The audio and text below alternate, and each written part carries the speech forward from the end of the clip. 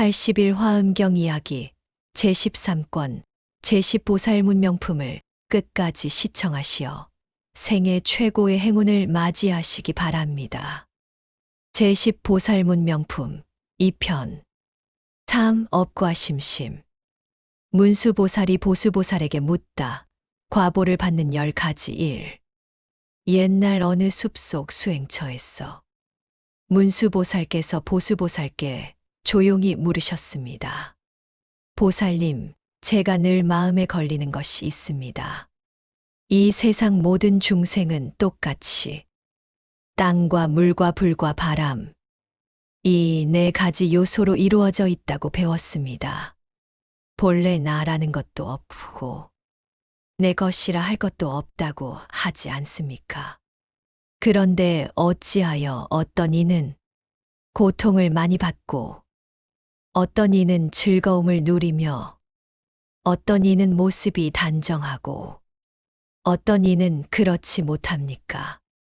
또 어떤 이는 겉과 속이 모두 온화하고 어떤 이는 안과 밖이 다르며 누군가는 적게 받고 누군가는 많이 받습니다. 어떤 이는 지금 바로 그 결과를 받고 어떤 이는 훗날에 그 과보를 받습니다. 그러나 보살님, 법계의 이치로 보면 아름다움도 없고 추함도 없으며 선도 없고 악도 없다고 하셨는데 이 차이는 어디에서 비롯되는 것입니까? 문수보살의 물음에 보수보살은 잠시 미소를 머금고 이렇게 답하셨습니다. 문수보살님, 강물은 본래 맑고 흐림이 없습니다. 그러나 어떤 그릇에 담기느냐에 따라 그 빛이 달라 보일 뿐입니다. 중생의 삶도 이와 같습니다. 본래는 모두 같은 성품을 지녔지만 과거에 지은 행과 마음의 방향이 각기 다른 그릇이 되어 서로 다른 열매를 맺게 합니다. 고통과 즐거움은 누군가 내려준 벌이나 상이 아니라 스스로 심은 씨앗이 때가 되어 드러난 모습일 뿐입니다. 그러니 세상을 원망하지 말고 자신의 마음을 살피십시오. 지금 이 순간의 생각과 선택이 앞으로 받을 삶의 모습을 조용히 빚어가고 있습니다. 문수보살은 그 말을 듣고 고개를 끄덕이셨습니다. 그리고 마음속으로 다짐하셨습니다. 차별을 묻기 전에 원인을 돌아보아야겠구나.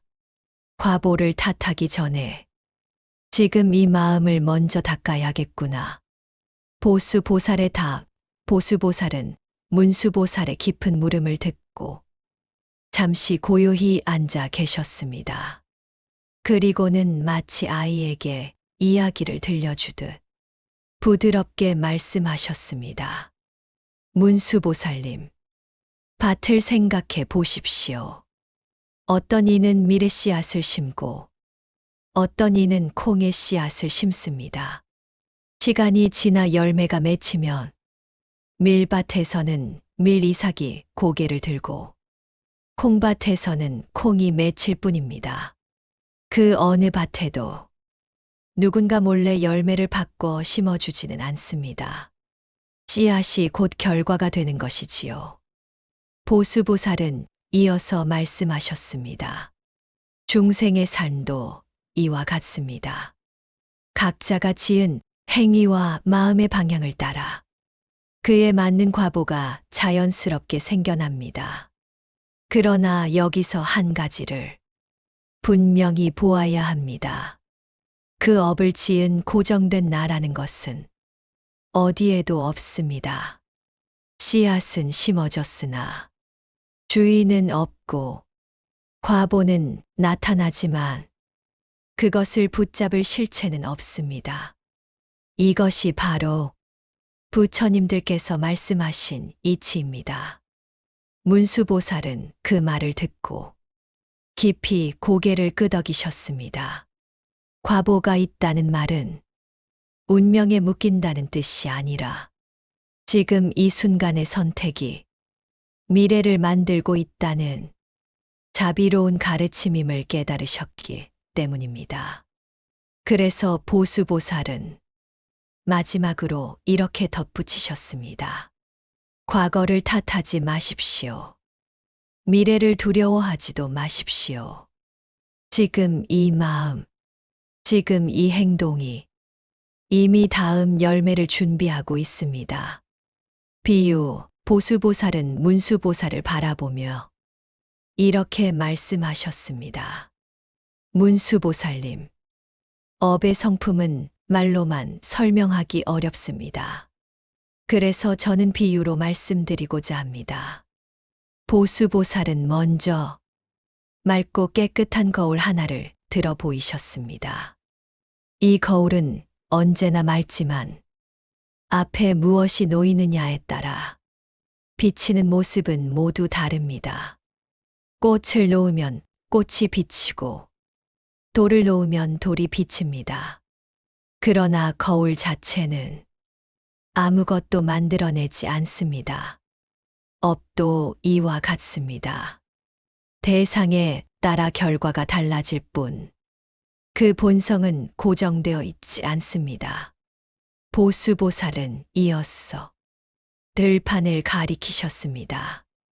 밭에 뿌려진 씨앗들을 보십시오.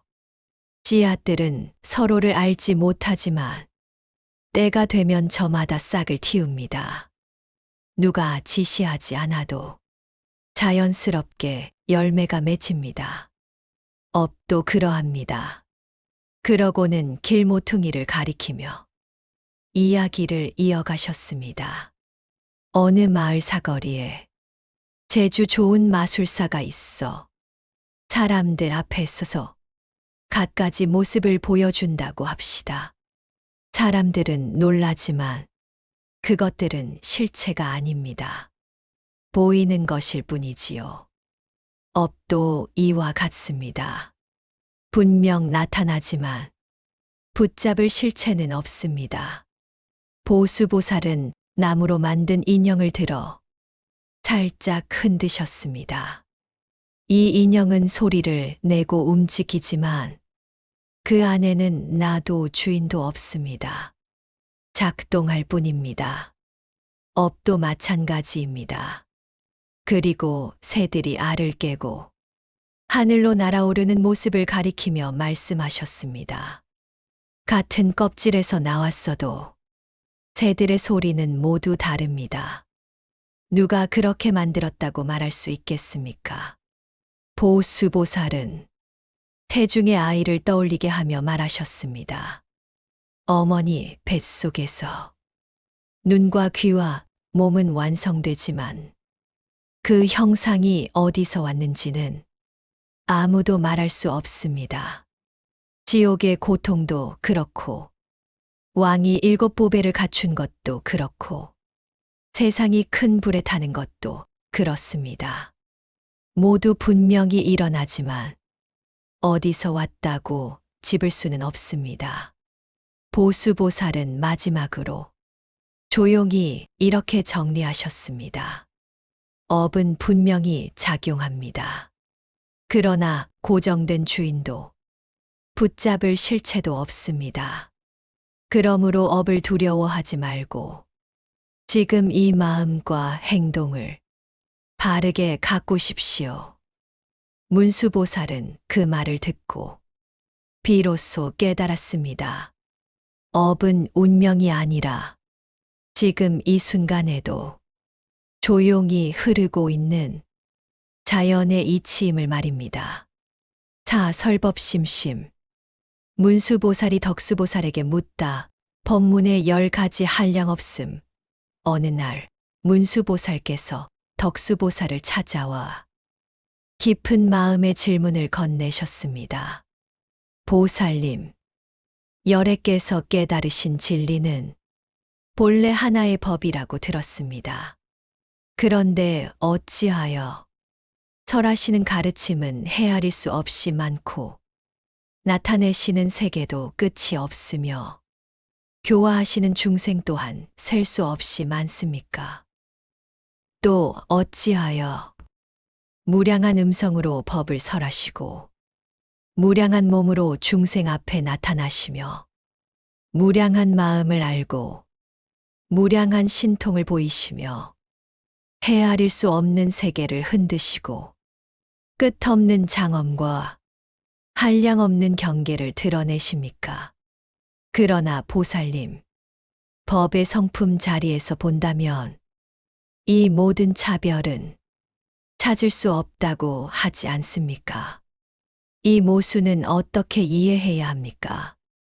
문수보살의 물음은 마치 깊은 바다를 향한 질문 같았습니다.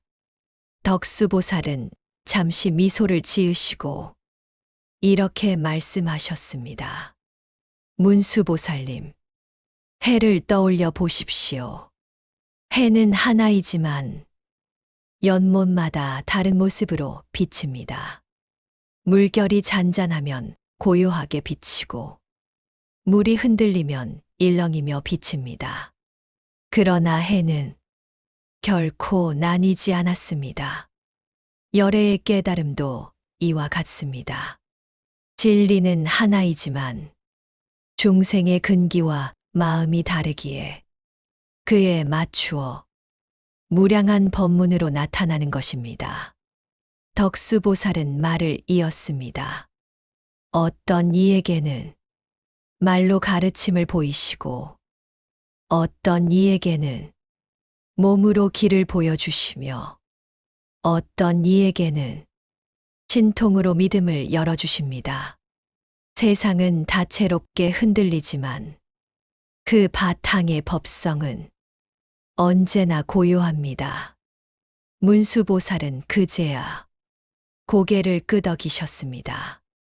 차별은 중생의 자리에서 보이는 모습일 뿐, 열애의 깨달음은 처음부터 끝까지 조금도 흔들리지 않는 하나의 진리임을 깨달으셨기 때문입니다. 그리고 문수보살은 마음속으로 이렇게 다짐하셨습니다.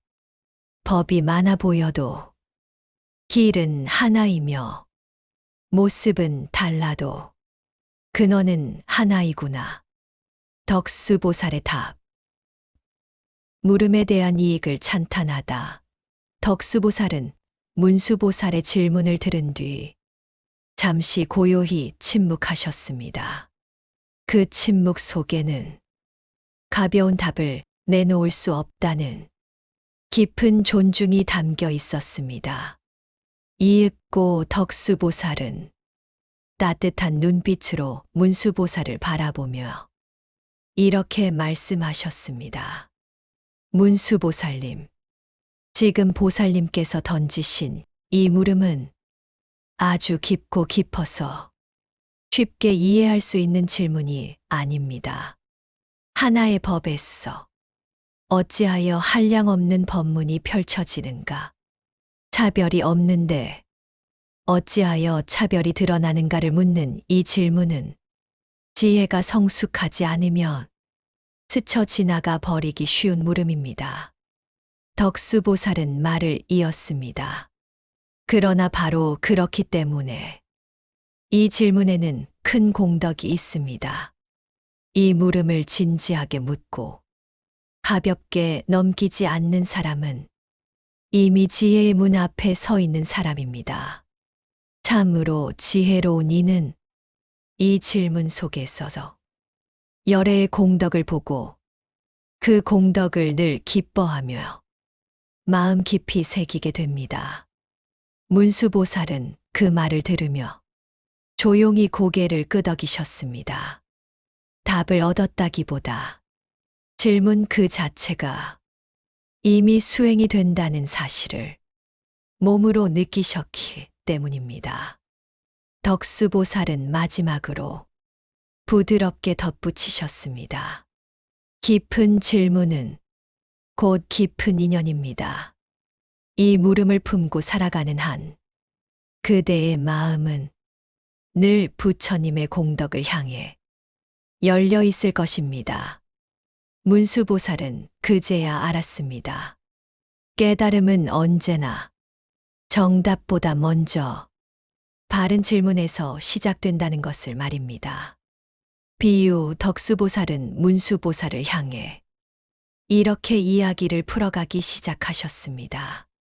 문수보살님, 부처님의 법을 이해하려면 세상을 비추는 여러 비유를 함께 살펴보는 것이 도움이 됩니다.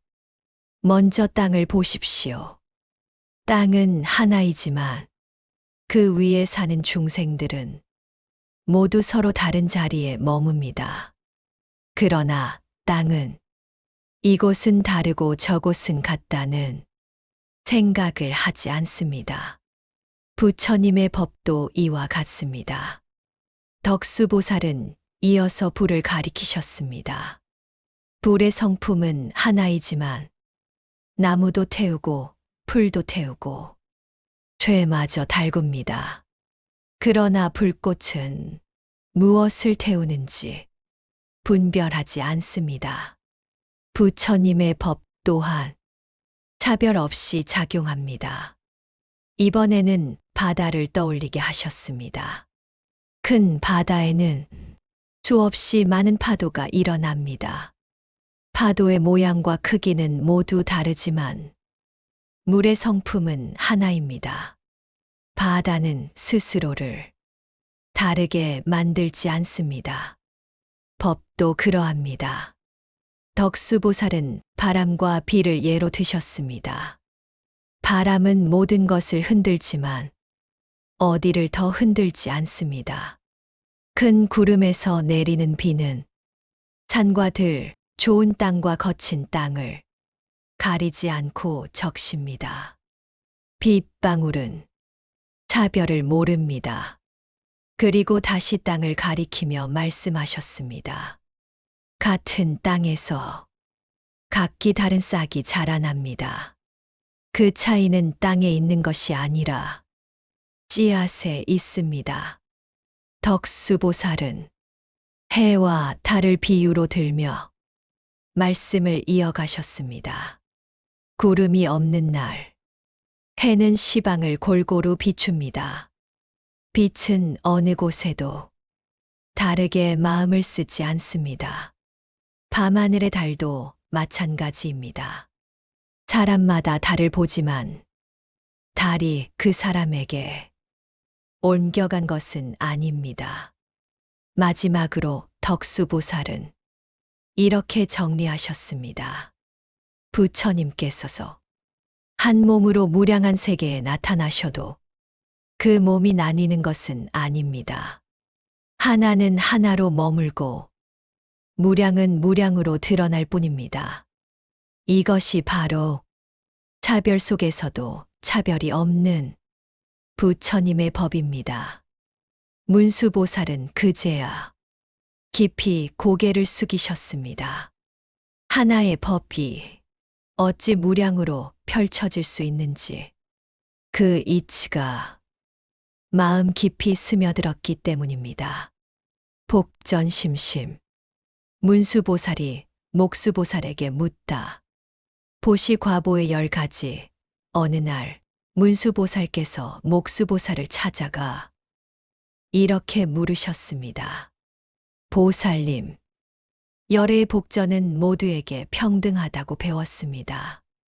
밭이 같다면 그 위에 뿌려진 씨앗도 같은 열매를 맺어야 할 텐데 어찌하여 중생들의 보시는 그 과보가 서로 다르게 나타납니까? 어떤 이는 단정한 모습으로 태어나고 어떤 이는 그렇지 못하며 어떤 이는 넉넉한 집안에 태어나고 어떤 이는 어려운 환경에서 살아갑니다. 또 어떤 이는 몸과 마음의 조건이 다르고 재물에 많고 적음이 다르며 섬기는 이와 가족의 인연도 다르고 지위와 역할, 공덕과 지혜까지 모두 제각각으로 드러납니다. 그러나 열애께서는 그 모든 보시를 바라보는 마음이 늘 평등하여 차별된 생각이 없다고 하지 않습니까? 그렇다면 이 다른 결과들은 어디에서 비롯되는 것입니까? 문수보살의 물음은 마치 같은 하늘 아래 왜 다른 삶이 펼쳐지는지를 묻는 깊은 질문이었습니다. 목수보살은 잠시 고요히 앉아 문수보살의 말을 가만히 새긴 뒤 부드럽게 말씀하셨습니다. 문수보살님, 밭은 같아도 씨앗을 쥔 손과 마음은 서로 다를 수 있습니다. 같은 밭에 씨앗을 뿌리더라도 어떤 이는 기쁜 마음으로 심고 어떤 이는 억지로 던지듯 심으며 어떤 이는 때를 살펴 정성껏 심습니다. 보시도 이와 같습니다. 무엇을 주었는가 보다 어떤 마음으로 주었는지가 그 열매의 빛깔을 달리합니다. 목수보살은 말을 이었습니다. 열애의 복전은 늘 한결같이 넓고 깊습니다. 그러나 보시하는 이의 마음, 받는 이를 바라보는 태도, 순간의 동기와 지속된 행이 모여 각기 다른 삶의 모습으로 드러날 뿐입니다. 그러니 결과를 비교하기보다 지금 이 보시의 마음을 맑게 가꾸는 것이 중요합니다. 문수보살은 그제야 고개를 끄덕이셨습니다. 복전이 다르기 때문이 아니라 심는 마음의 결이 달라 열매가 다르게 익는다는 사실을 깊이 이해하셨기 때문입니다. 그리고 마음속으로 이렇게 다짐하셨습니다. 보시는 결과를 바라보고 하는 일이 아니라 지금 이 마음을 가장 곧고 따뜻하게 만드는 수행이구나. 9가지 비유로서 달리 밝히다. 목수보살은 문수보살의 질문을 받은 뒤 조용히 고개를 끄덕이며 말씀하셨습니다. 문수보살님, 열애의 복전이 하나라는 사실은 변하지 않습니다. 다만 그 복이 드러나는 모습은 중생의 마음에 따라 달라질 뿐입니다. 그리고 이렇게 비유를 들어 설명하셨습니다. 물을 떠올려 보십시오. 물의 맛은 하나이지만 담는 그릇이 다르면 모양과 양이 달라 보입니다. 보시의 과보도 이와 같습니다. 복전이 다른 것이 아니라 받아들이는 마음이 서로 다를 뿐입니다. 목수보살은 이어서 말씀하셨습니다. 재주 있는 마술사가 사람들 앞에서 재주를 부리면 모두가 즐거워하지요.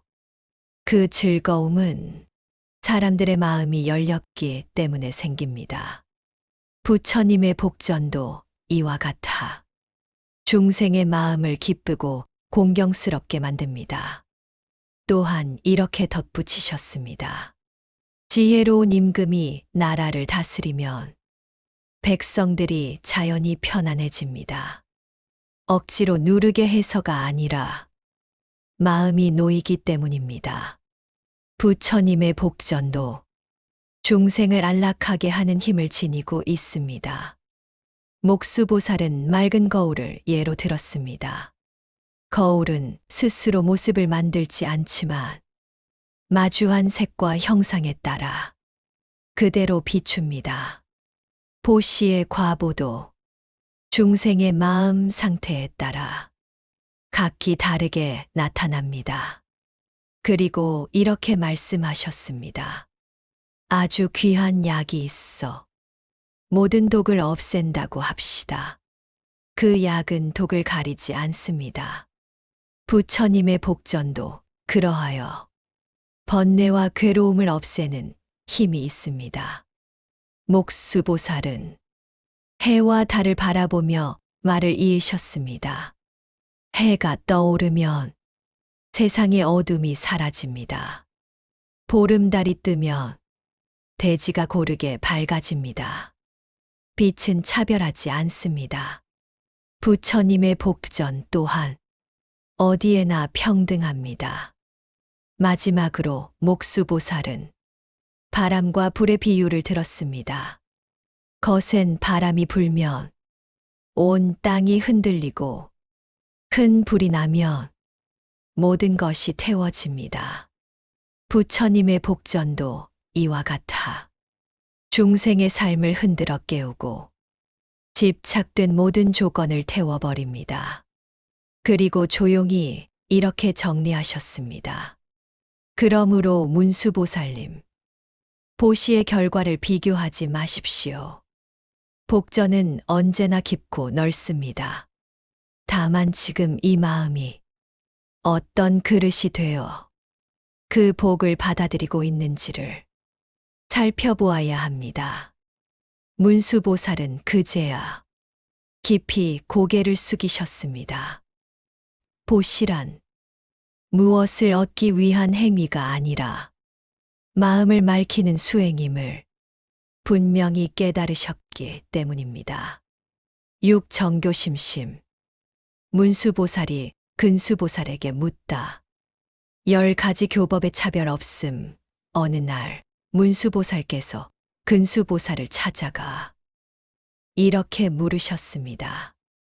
보살님, 부처님의 가르침은 본래 하나라고 들었습니다.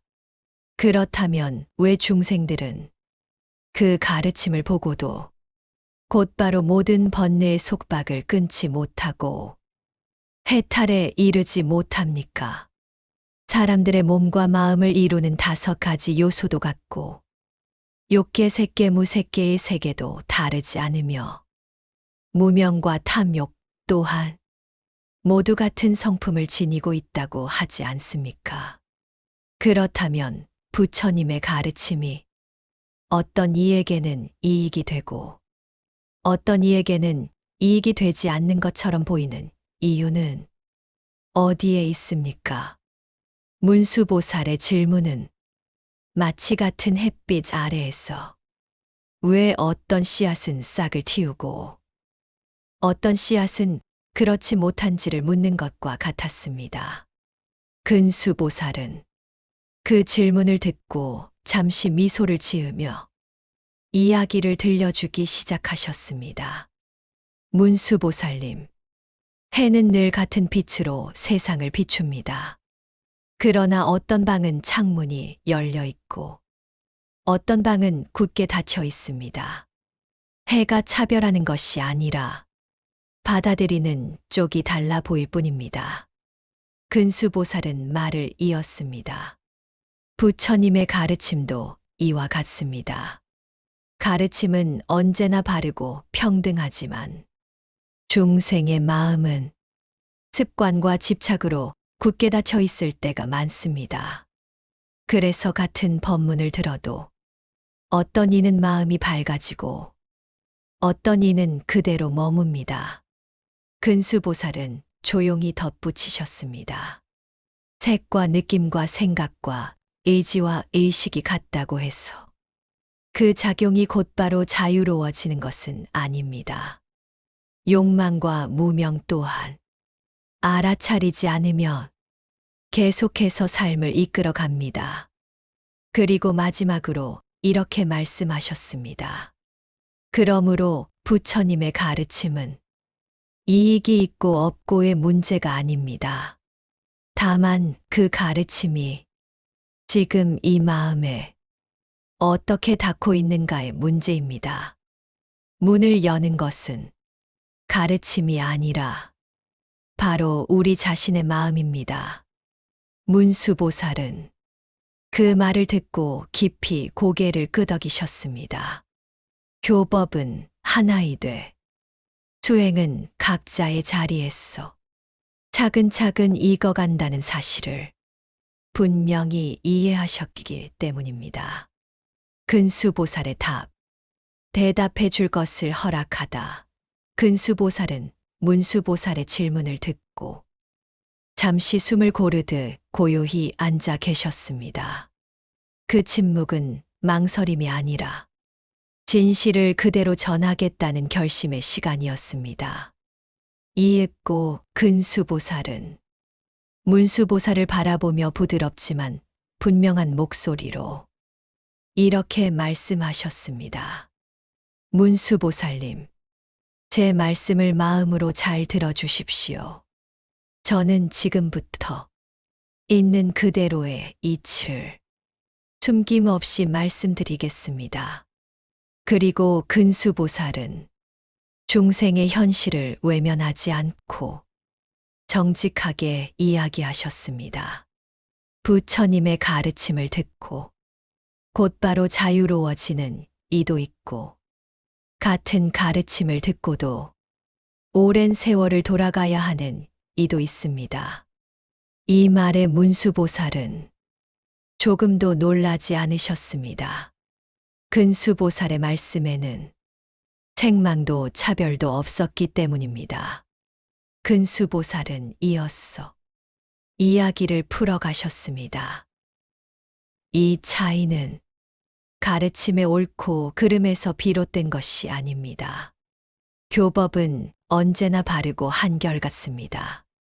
다만 중생의 마음이 얼마나 열려 있는지, 얼마나 오래 굳어 있었는지에 따라 길이 달라 보일 뿐입니다. 어떤 이는 긴 밤을 지나 새벽을 바로 맞이하고, 어떤 이는 서서히 밝아오는 하늘을 여러 번 확인해야 안심합니다. 그러나 해는 늘 같은 자리에서 떠오르고 있습니다.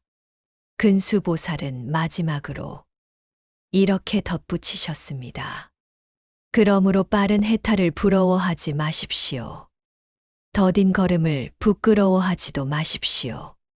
지금 이 자리에서 가르침을 듣고자 하는 마음이 있다면 그대는 이미 길 위에 서 있습니다. 문수보살은 그 말을 듣고 깊이 고개를 숙이셨습니다. 대답은 아직 시작에 불과했지만 이 허락의 말씀만으로도 정교의 문은 이미 열리고 있었기 때문입니다. 용맹정진 근수보살은 문수보살을 바라보며 조금 더 단단한 음성으로 말씀하셨습니다. 문수보살님, 만약 사람이 쌓이고 쌓인 수많은 허물과 악습을 진정으로 없애고자 한다면 그 마음에는 반드시 한 가지가 필요합니다. 근수보살은 천천히 그러나 분명하게 말을 이으셨습니다. 그것은 바로 부처님의 가르침 속에서 용맹하게 그리고 꾸준히 정진하는 마음입니다. 보살은 한 가지 비유를 들려주셨습니다. 오래된 숲길을 생각해 보십시오. 사람이 다니지 않으면 풀과 덩굴이 길을 덮어버립니다. 길이 사라진 것이 아니라 걷지 않았을 뿐입니다. 다시 길을 내고자 한다면 한 번의 발걸음으로는 부족합니다. 매일 걷고 또 걷고 풀을 헤치며 나아가야 길은 다시 드러납니다. 근수보살은 중생의 마음도 그와 같다고 하셨습니다. 번뇌는 하루아침에 쌓인 것이 아닙니다. 그러니 그것을 없애는 일 또한 하루아침에 끝나지 않습니다. 그러나 포기하지 않고 부처님의 가르침 안에서 계속해서 마음을 돌이킨다면 그 번뇌는 반드시 힘을 잃게 됩니다. 근수보살은 용맹이라는 말을 다시 짚어주셨습니다. 용맹이란 자기를 몰아붙이는 것이 아닙니다. 넘어져도 다시 일어나고 흔들려도 다시 돌아오는 그 꾸준함이 바로 용맹입니다. 그리고 마지막으로 따뜻하게 이렇게 덧붙이셨습니다. 오늘 하루 조금이라도 마음을 살폈다면, 조금이라도 번뇌를 알아차렸다면 그대는 이미 정진의 길 위에 서 있습니다. 부처님의 가르침은 기다려주는 법입니다. 다만 멈추지 말고 한 걸음씩 계속 나아가십시오. 문수보살은 이 말씀을 들으며 깊이 고개를 숙이셨습니다. 빠르고 느림의 차이는 중요하지 않고 멈추지 않는 정진이야말로 해탈로 향하는 참된 힘임을 분명히 깨달으셨기 때문입니다. 게으른 사람 근수보살은 문수보살을 바라보며 조용하지만 단호하게 말씀하셨습니다. 문수보살님, 부처님의 가르침은 언제나 밝고 힘이 있습니다. 그러나 그 가르침이 힘을 쓰지 못하는 경우가 있으니 그것이 바로 게으름에 머무는 마음입니다. 보살은 작은 불씨를 예로 드셨습니다. 아주 약한 불에 젖은 나무를 얹으면 불은 금세 꺼져버립니다. 불이 약한 것이 아니라 맞지 않는 조건을 얹었기 때문입니다. 그리고 이렇게 덧붙이셨습니다. 마찰로 불을 내려고 하면서 조금 하다 말아버리면 불꽃은 나오지 않습니다. 계속하지 않으면 불은 생기지 않는 법입니다. 근수보살은 사람 하나를 떠올리게 하셨습니다. 어떤 사람이 햇빛을 모으는 보배를 손에 쥐고도 그 아래에 아무것도 받치지 않으면 끝내 불을 얻지 못합니다. 보배가 없어서가 아니라 받아들일 준비를 하지 않았기 때문입니다. 보살은 다시 아이의 모습을 비유로 들었습니다. 대낮에 태양이 환히 비치는데도 아이 스스로 눈을 감고 왜 세상이 보이지 않느냐고 말한다면 그것이 태양의 탓이겠습니까? 그리고 조금 더 강한 비유를 이어가셨습니다. 손과 발을 쓰지 않으면서 마른 풀로 만든 화살로 온 땅을 뚫겠다고 한다면 그 뜻이 이루어질 수 있겠습니까? 머리카락 끝에 바닷물을 떠서 바다를 말리겠다고 하거나 세계를 태우는 큰 불을 한 컵의 물로 끄겠다고 하는 것과도 같습니다. 근수보살은 마지막 비유를 들며 말씀을 맺으셨습니다. 허공을 본다 말하면서 자리에 가만히 앉아 한 걸음도 움직이지 않고 내가 온 세상을 다니고 있다고 말하는 것. 그것이 바로 게으른 마음입니다. 보살은 조용히 정리하셨습니다. 게으름은 능력이 없는 것이 아닙니다. 가르침이 부족한 것도 아닙니다. 다만 행하지 않는 마음입니다. 부처님의 법은 걸어가는 이에게만 길이 됩니다. 듣기만 하고 멈춘다면 그 법은 빛을 내지 못합니다. 문수보살은 이 말씀을 들으며 깊이 고개를 숙이셨습니다. 정진하지 않는 마음이야말로 스스로 길을 가로막는 가장 큰 장애임을 분명히 깨달으셨기 때문입니다. 7. 정행심심. 문수보살이 법수보살에게 묻다.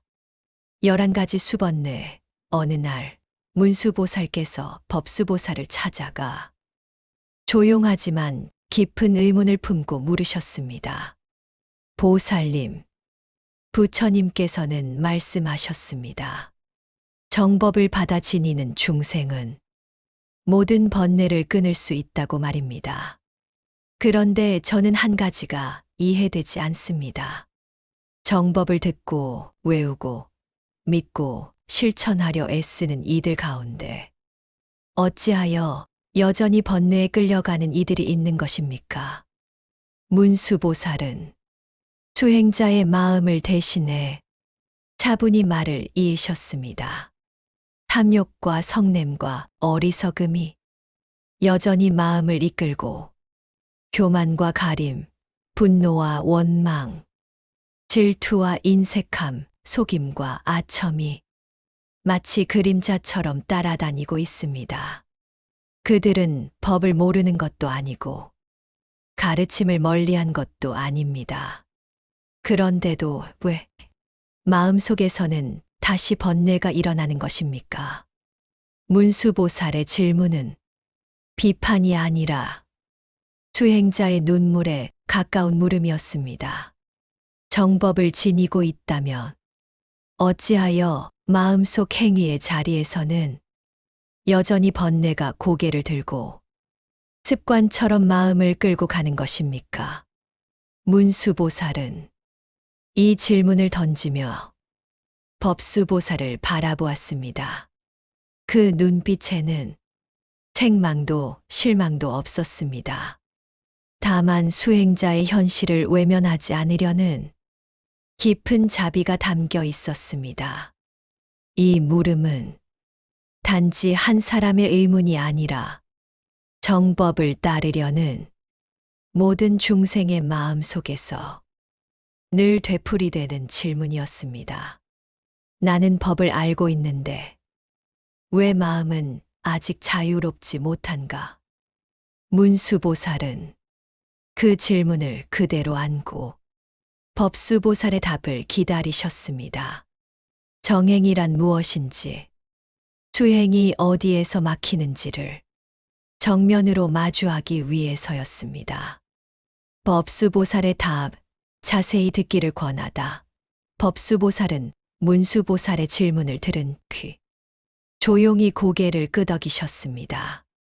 그 표정에는 그 물음은 아주 중요하다는 깊은 공감이 담겨 있었습니다.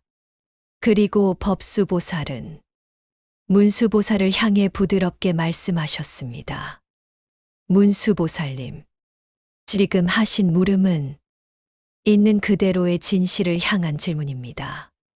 그러니 제 말을 마음으로 잘 들어주십시오. 잠시 숨을 고르신 법수보살은 마치 길을 안내하듯 천천히 말을 이으셨습니다. 많이 듣는 것만으로는 열애의 법에 들어갈 수 없습니다. 문수보살은 그 말을 듣고 조용히 눈을 내리셨습니다. 그 한 문장이 수행자의 가슴을 정확히 찌르는 말이었기 때문입니다. 법수보살은 이어서 비유를 들려주셨습니다. 어떤 사람이 물에 관한 책을 수백 권 읽었다고 합시다. 물의 성질도, 물의 흐름도, 비가 되는 과정도 모두 외웠습니다. 그러나 정작 목이 마른 순간에 그 사람이 물을 마시지 않는다면 그 지식은 갈증을 해결해 주지 못합니다. 또 이렇게 말씀하셨습니다. 어떤 사람이 불을 설명하는 말을 너무도 잘합니다. 불이 왜 뜨거운지, 어떻게 피어나는지, 무엇을 태우는지까지 다 압니다. 하지만 추운 밤에 불을 실제로 피우지 않는다면 그 말들은 몸을 따뜻하게 하지 못합니다. 법수보살은 문수보살을 바라보며 조용히 정리하셨습니다. 정법을 지니고도 번뇌가 일어나는 까닭은 법이 약해서가 아닙니다. 듣고 아는 것과 마음이 실제로 바뀌는 것 사이에는 아직 건너야 할 다리가 있기 때문입니다. 그러니 나는 왜 이렇지 하며 자책부터 하지 마십시오. 지금 필요한 것은 더 많은 말이 아니라 말이 마음이 되도록 깊이 듣고 깊이 비추는 일입니다. 문수보살은 그제야 고개를 끄덕이셨습니다. 정행이란 정보를 쌓는 것이 아니라 마음을 바꾸는 길이라는 사실이 또렷해졌기 때문입니다. 비유, 법수보살은 문수보살을 향해 조용히 이야기를 이어가셨습니다.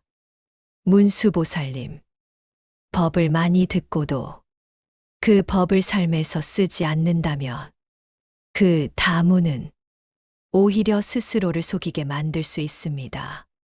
보살은 하나의 이야기를 들려주셨습니다. 어떤 사람이 강물에 떠내려가면서도 물에 빠질까 두려워 끝내 물을 마시지 못해 갈증으로 죽었다고 합시다. 물은 바로 곁에 있었지만 마시지 않았기 때문입니다. 또 어떤 사람은 눈앞에 훌륭한 음식이 가득 차려졌는데도 먹지 않고 굶주렸습니다. 음식이 없어서가 아니라 입에 대지 않았기 때문입니다. 법수보살은 차분히 말을 이으셨습니다. 어떤 이는 약의 이름과 효능을 모두 외우고도 정작 병이 들었을 때 그 약을 쓰지 않아 스스로를 고치지 못합니다. 또 어떤 이는 남의 보물을 밤낮으로 세어주면서도 자기 주머니에는 동전 하나 없을 수 있습니다.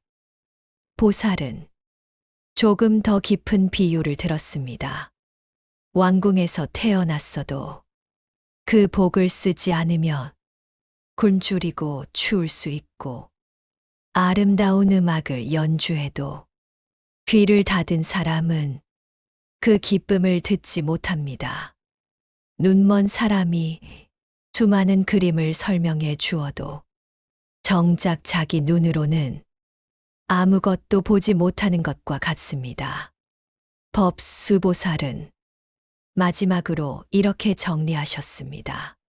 바다를 잘 아는 뱃사공이라도 노를 잡지 않으면 결국 바다에서 목숨을 잃습니다. 길모퉁이에서 좋은 이야기만 늘어놓아도 자기 삶의 덕이 없다면 그 말은 공원 메아리에 불과합니다. 그리고 문수보살을 바라보며 부드럽게 말씀하셨습니다. 그러므로 문수보살님, 법을 듣는 것에 머물지 마십시오. 한 가지라도 지금 이 마음과 행동에 옮기십시오. 그때 비로소 다문은 지식이 아니라 지혜가 됩니다. 문수보살은 그 말씀을 들으며 깊이 고개를 숙이셨습니다. 정행이란 알고 있는 만큼 사는 것이 아니라 살아낸 만큼 법이 밝아지는 길임을 분명히 깨달으셨기 때문입니다. 8조도심심 문수보살이 지수보살에게 묻다. 10가지 수행 어느 날 문수보살께서 지수보살을 찾아가 이렇게 물으셨습니다. 보살님, 부처님의 가르침 가운데서 지혜가 으뜸이라고 배웠습니다. 그렇다면 어찌하여 열애께서는 어떤 이에게는 보시를 칭찬하시고 어떤 이에게는 계율을 지키는 일을 또 어떤 이에게는 인내와 정진을 선정과 지혜를 나아가 자비와 기쁨과 평정까지 각기 다르게 칭찬하십니까? 만약 지혜가 가장 중요하다면 왜 단 하나의 수행만으로 곧바로 완전한 깨달음에 이르게 하지 않으시는 것입니까? 지수보살은 문수보살의 질문을 듣고 잠시 미소를 지으셨습니다. 그리고 이렇게 이야기를 들려주셨습니다. 문수보살님, 한 사람이 먼 길을 떠난다고 합시다. 눈이 밝아 길을 잘 본다 해도 다리가 없다면 걸을 수 없고 다리가 튼튼해도 방향을 모르면 헤매게 됩니다. 또 비가 오면 집이 필요하고 어둠이 오면 등불이 필요합니다. 길을 가는데 한 가지만으로는 부족합니다. 지수보살은 이어서 말씀하셨습니다. 보시는 마음의 문을 열고 계율은 삶의 길을 바로 세우며 인내는 거친 바람을 견디게 합니다. 정진은 걸음을 멈추지 않게 하고 선정은 마음을 고요히 하며 지혜는 방향을 밝혀줍니다. 자비와 기쁨과 평정은 함께 가는 길을 따뜻하게 합니다.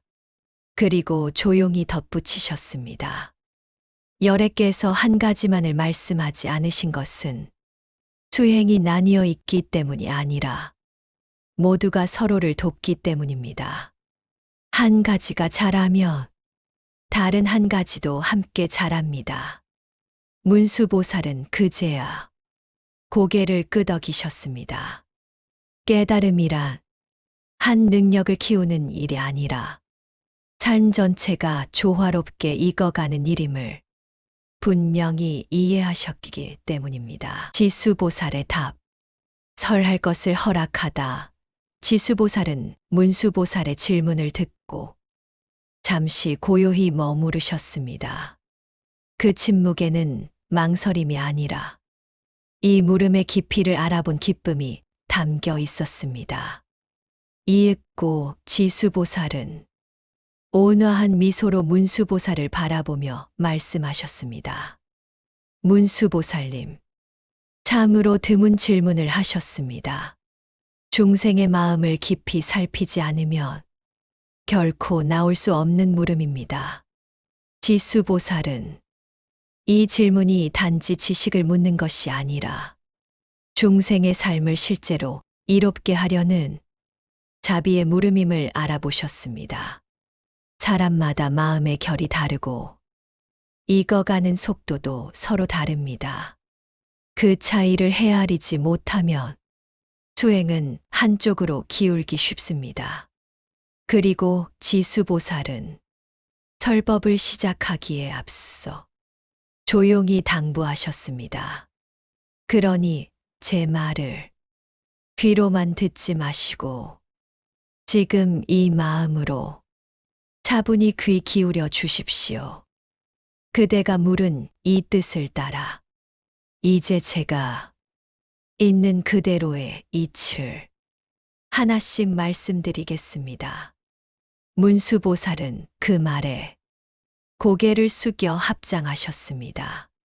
아직 본격적인 답은 시작되지 않았지만 이 허락의 한마디만으로도 법의 문은 이미 활짝 열려 있었습니다. 이 순간은 가르침이 지식이 되기 전에 마음으로 전해지기 시작하는 바로 그 시작이었습니다. 근기 따름을 찬탄하다 지수보살은 문수보살을 향해 조용히 이야기를 이어가셨습니다. 문수보살님, 부처님께서 여러 수행을 나누어 칭찬하신 이유는 중생을 갈라놓기 위함이 아니라 각자의 마음 병에 맞는 약을 주기 위함입니다. 보살은 이렇게 비유하셨습니다. 어떤 이는 재물을 움켜쥐는 마음이 강합니다. 그에게는 먼저 나누는 기쁨을 알려주어야 합니다. 그래서 부처님은 보시를 칭찬하십니다. 어떤 이는 규범을 가볍게 여기고 자기 뜻대로만 살려 합니다. 그에게는 삶의 중심을 세워주기 위해 계율을 찬탄하십니다. 지수보살은 말을 이었습니다. 성냄이 잦은 사람에게는 다투지 말라고 꾸짖기보다 먼저 참아내는 힘을 길러주십니다. 게으름에 빠진 이에게는 정진의 가치를 일깨워 다시 걸음을 떼게 하십니다. 마음이 늘 산란한 사람에게는 고요히 머무는 법을 알려주시고 어리석음에 갇힌 이에게는 지혜의 등불을 들어주십니다. 지수보살은 자비의 눈으로 중생을 바라보며 이렇게 덧붙이셨습니다. 남의 아픔에 무심한 이에게는 자비를 칭찬하시고 분노로 남을 해치는 이에게는 더 큰 연민의 마음을 가르치십니다. 근심에 잠긴 이에게는 기쁨을 일으키는 법을, 마음이 굽고 계산적인 이에게는 놓아버리는 평정을 찬탄하십니다. 그리고 지수보살은 조용히 결론을 맺으셨습니다. 이 모든 수행은 서로 다른 길이 아닙니다. 각자의 근기에 맞추어 한 걸음씩 밟아가면 그 길은 결국 하나로 이어집니다. 이렇게 차례차례 닦아 나가면 어느새 그 사람의 삶 속에 부처님의 법기 자연스럽게 갖추어지게 됩니다. 문수보살은 이 말씀을 듣고 깊이 고개를 끄덕이셨습니다. 부처님의 가르침이란 사람을 틀에 맞추는 법이 아니라 사람을 살리는 법임을 분명히 깨달으셨기 때문입니다. 여러 가지 수행으로 결과를 이루다 지수보살은 문수보살을 바라보며 이야기를 차분히 이어가셨습니다. 문수보살님, 수행은 하나씩 떼어 이루는 일이 아닙니다. 여러 덕목이 서로를 받쳐줄 때 비로소 결과가 맺힙니다. 보살은 먼저 집 짓는 이야기를 들려주셨습니다. 튼튼한 집을 지으려면 먼저 기초를 세워야 합니다. 기초 없이 올린 건물은 바람 앞에 오래 서지 못합니다. 보시와 계율은 이와 같습니다. 보살의 모든 행을 떠받치는 가장 기본이 되는 바탕입니다. 지수보살은 이어서 성곽을 세우는 비유를 들었습니다. 도시를 지키려면 성벽과 문이 필요합니다. 그것이 사람들을 보호하듯 인내와 정진은 보살의 마음을 지켜줍니다. 어려움이 닥쳐도 무너지지 않게 하고 멈추지 않게 합니다. 보살은 백성을 이끄는 강한 왕의 이야기를 꺼내셨습니다. 큰 힘과 지혜를 지닌 임금이 있을 때 온 나라가 그를 의지합니다. 선정과 지혜도 이와 같아 보살의 길을 안정되게 이끌어 줍니다. 마음은 고요해지고 길은 분명해집니다. 마지막으로 지수보살은 가장 넓은 비유를 들려주셨습니다. 모든 이에게 기쁨을 나누어 주는 전륜성왕처럼 자비와 연민, 기쁨과 평정의 마음은 보살 자신뿐 아니라 주변의 모든 존재를 편안하게 합니다. 그리고 지수보살은 조용히 결론을 맺으셨습니다. 이렇게 여러 수행이 차례차례 갖추어질 때 보살의 길은 단단해지고 넓어집니다. 하나를 잘하려 애쓰는 것도 중요하지만 서로를 돕게 하는 것이 더 중요합니다. 그럴 때 수행은 노력이 아니라 삶의 힘이 됩니다. 문수보살은 그 말씀을 듣고 깊이 고개를 숙이셨습니다. 깨달음은 단일한 기술이 아니라 삶 전체가 조화롭게 완성되는 길임을 또렷이 이해하셨기 때문입니다. 9.1도심심 문수보살이 현수보살에게 묻다. 가지가지로 다른 10가지 일. 어느 날 문수보살께서 현수보살을 찾아가 이렇게 물으셨습니다. 보살님, 부처님들께서는 모두 하나의 길로 번뇌에서 벗어나 완전한 깨달음에 이르신다고 배웠습니다. 그런데 제가 살펴보니 부처님들이 머무시는 세계는 서로 다르고 그곳의 중생도 다르며 법을 설하시는 방식과 중생을 이끄는 모습도 제각각입니다. 어떤 곳에서는 부처님의 수명이 길고 어떤 곳에서는 빛이 더욱 찬란하며 신통과 모임의 모습, 가르침의 절차와 법이 머무는 방식까지 모두 서로 다르게 보입니다. 그렇다면 보살님, 어찌하여 길은 하나라 하면서 나타나는 모습은 이렇게도 다양합니까? 문수보살의 질문은 차이를 따지는 물음이 아니라 하나와 여럿의 이치를 함께 이해하려는 깊은 탐구였습니다. 현수보살은 문수보살의 말을 듣고 잠시 하늘을 바라보시며 이렇게 이야기를 풀어가셨습니다. 문수보살님, 큰 산에서 흘러내리는 샘물을 생각해 보십시오. 근원은 하나이지만 어떤 물은 강이 되고 어떤 물은 호수가 되며 어떤 물은 논과 밭을 적십니다. 물의 성질은 같지만 흐르는 자리와 쓰임이 다르기에 모습이 달라질 뿐입니다. 현수보살은 말을 이었습니다. 부처님의 깨달음도 이와 같습니다. 진리는 하나이되 중생의 마음과 세계의 인연이 달라 그에 맞는 모습으로 드러납니다. 그래서 어떤 부처님은 긴 세월 머무시며 가르치고 어떤 부처님은 짧은 인연 속에서 강렬한 빛으로 중생을 깨웁니다. 현수보살은 부드러운 목소리로 정리하셨습니다. 차별은 진리에서 생긴 것이 아니라 중생을 향한 자비에서 생깁니다.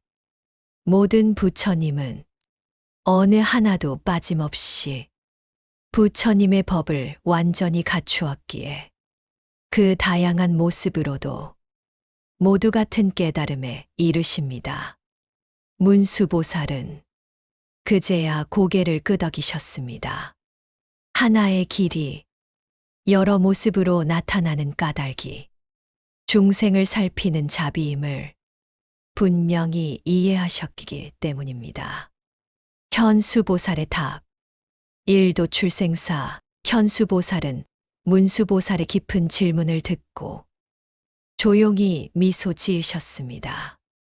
그리고 마치 오래된 비밀을 차분히 풀어놓듯 말씀하셨습니다. 문수보살님, 부처님의 법은 본래 그러합니다. 법의 왕은 언제나 하나의 법으로 중생을 이끌어 왔습니다. 현수보살은 한 갈래의 길을 가리키며 이야기를 이어가셨습니다.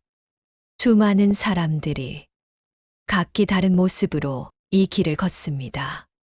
어떤 이는 빠르게 지나가고 어떤 이는 오래 머물며 어떤 이는 돌아가는 듯 보이기도 합니다. 그러나 그들이 걷고 있는 길은 모두 하나입니다. 그 하나의 길로 태어남과 죽음의 굴레를 벗어납니다. 문수보살은 조용히 귀 기울이며 들었습니다. 현수보살은 다시 말씀하셨습니다. 모든 부처님의 몸은 겉모습은 달라 보여도 본질은 하나의 법신입니다. 마음도 하나요. 지혜도 하나입니다. 그 지혜에서 중생을 구하는 힘이 나오고 두려움 없는 가르침이 나옵니다.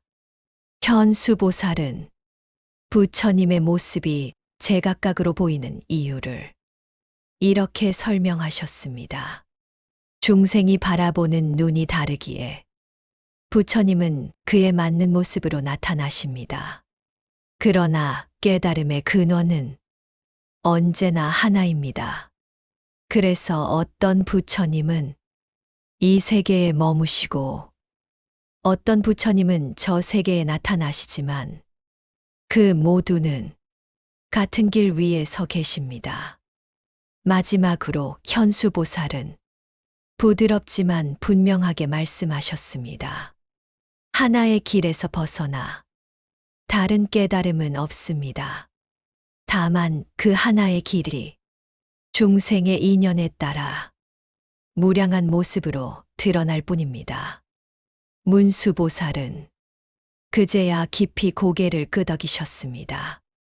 차별 속에서도 흔들리지 않는 하나의 도가 모든 부처님의 생명임을 분명히 이해하셨기 때문입니다. 근길을 따라보는 것이 다르다. 현수보살은 문수보살을 향해 이렇게 이야기를 이어가셨습니다. 문수보살님, 같은 길을 걸어도 바라보는 풍경이 다른 이유가 있습니다. 그것은 길이 달라서가 아니라 걸어온 마음의 방향이 서로 다르기 때문입니다. 보살은 한 사람의 여정을 비유로 들려주셨습니다. 어떤 이는 깨달음을 향해 늘 마음을 돌이키며 살아옵니다. 그 마음으로 쌓아 올린 서원이 그가 머무는 세계가 되고 만나는 사람과 법문이 됩니다. 그래서 같은 부처님의 나라라 해도 누군가는 장엄함을 먼저 보고 누군가는 자비의 빛을 먼저 느끼며 누군가는 가르침의 소리를 가장 선명하게 듣습니다. 현수보살은 잠시 하늘을 가리키며 말씀하셨습니다. 밤하늘의 달은 하나입니다. 그러나 물이 고요한 연못에는 온전한 달이 비치고 물결이 이는 강에는 흔들리는 달이 비칩니다.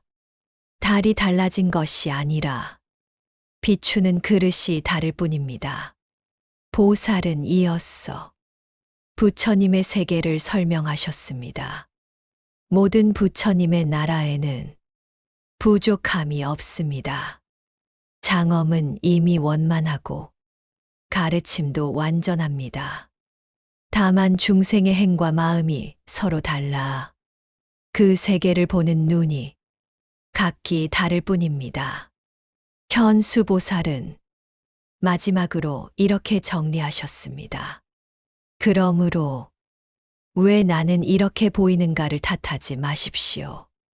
지금 보이는 그대로가 지금 이 마음의 자리입니다.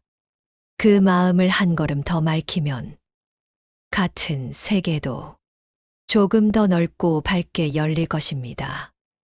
문수보살은 그 말씀을 듣고 고개를 끄덕이셨습니다.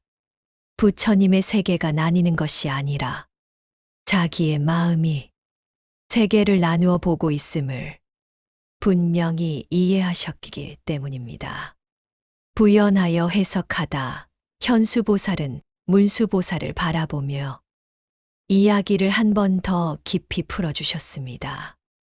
문수보살님, 부처님의 나라와 부처님의 몸, 그곳에 모인 대중과 들려오는 말씀은 본래 아무도 함부로 볼 수 있는 것이 아닙니다. 보살은 잠시 말을 멈춘 뒤 이렇게 덧붙이셨습니다. 그 마음이 아직 흐리고 서원이 완전히 갖추어지지 않았다면 그 세계는 눈앞에 있어도 제대로 보이지 않습니다. 그러고는 한 사람의 이야기를 들려주셨습니다. 어느 마을에 아름다운 정원이 있었지만 먼지가 가득 낀 안경을 쓴 사람에게는 그곳이 그저 흐릿한 그림자처럼 보였습니다. 안경을 닦고 나서야 비로소 꽃의 색과 길의 모양이 분명해졌습니다. 현수보살은 이 비유를 이렇게 이어가셨습니다. 부처님의 세계도 그렇습니다. 마음이 맑아지고 세운 서원이 충만해진 사람이라야 그 장엄함을 제대로 볼 수 있습니다. 보살은 또 다른 이유를 짚어주셨습니다. 중생이 보는 모습의 차이는 각자의 마음이 좋아하는 바와 지어온 업의 결과가 함께 작용하기 때문입니다. 이 차별은 부처님의 탓이 아니라 부처님의 위실력이 중생의 마음에 맞게 드러난 결과입니다. 현수보살은 단호하게 정리하셨습니다. 부처님의 나라는 차별하지 않습니다. 미워함도 없고 사랑을 나누어 가르지도 않습니다. 다만 중생의 마음을 따라 보이는 모습이 달라질 뿐입니다. 그래서 현수보살은 이렇게 덧붙이셨습니다. 세상에서 각기 다르게 보이는 모든 풍경은 부처님의 허물이 아닙니다. 같은 태양이 창문마다 다른 빛으로 들어오는 것과 같습니다. 마지막으로 보살은 자비로운 목소리로 말씀하셨습니다. 모든 세계에서 교화의 대상이 되는 이들은 언제나 부처님을 사람들 가운데 가장 뛰어난 분으로 봅니다. 이것이 바로 부처님의 법이 작용하는 방식입니다. 문수보살은 그 말씀을 듣고 깊이 고개를 숙이셨습니다. 부처님의 세계가 가려진 것이 아니라 자기 마음이 그 세계를 비추는 거울임을 온전히 이해하셨기 때문입니다. 10. 부처님의 경계심심. 여러 보살이 문수보살에게 묻다. 부처님의 10가지 경계, 어느 넓고 장엄한 법회 자리에서 수많은 보살들이 문수보살 앞에 모였습니다. 각 보살은 저마다 깨달은 바를 나누었고 그 나눔이 끝나자 모두의 시선이 자연스레 문수보살에게 향했습니다. 한 보살이 조심스레 말문을 열었습니다. 문수보살님, 저희는 각자 이해한 만큼을 말씀드렸습니다. 이제 부디 보살님의 지혜로운 말씀으로 열애의 깊은 경계를 밝게 펼쳐주시기를 바랍니다. 다른 보살도 이어 말했습니다. 부처님의 경계란 무엇입니까? 그 경계를 낳는 원인은 무엇이며 어떻게 그 경계를 건너고 어떻게 그 안으로 들어갑니까? 질문은 멈추지 않았습니다. 부처님은 어떤 지혜로 그 경계를 아시며 어떤 법으로 그 경계를 이루시고 어떤 말씀으로 중생에게 전하십니까? 또 어떻게 그 경계를 온전히 아시고 어떻게 직접 증득하시며 어떻게 그 경계를 드러내 보이시고 어찌하여 그 경계는 끝없이 넓고 깊은 것입니까? 보살들의 질문은 지식을 얻기 위한 물음이 아니었습니다. 그것은 부처님의 삶과 깨달음이 어떻게 중생의 길이 되는지를 온전히 알고자 하는 간절한 서원이었습니다. 문수보살은 그 모든 질문을 조용히 받아 안고 잠시 침묵하셨습니다. 그 침묵 속에는 이 경계가 말로 다할 수 없음을 아는 지혜와 그러나 말하지 않을 수 없다는 자비가 함께 담겨 있었습니다. 보살들은 그 침묵을 기다렸습니다.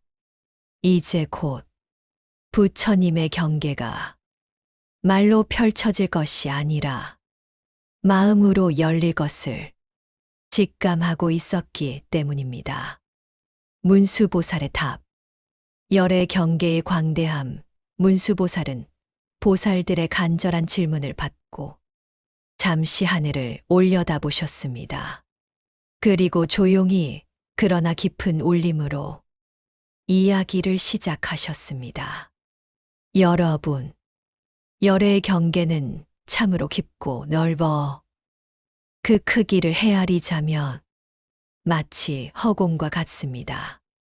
보살들은 숨을 죽이고 그 말씀을 들었습니다.